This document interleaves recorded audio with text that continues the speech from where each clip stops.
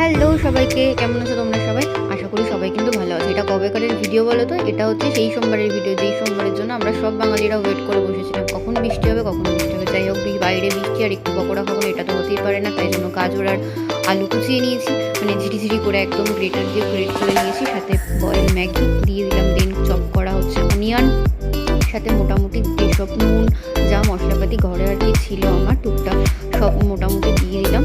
ম্যাগির পকোড়া খেতে কিন্তু আমার বেশ ভালো লাগে, আর হঠাৎ করেই আমার ক্রেভিংসটা হচ্ছিলো, সেই জন্য একটু ভাবলাম বানিয়ে নিই। বাইরে বৃষ্টি পড়ছে, একটু পকোড়া হবে না, এটা তো হতেই পারে না।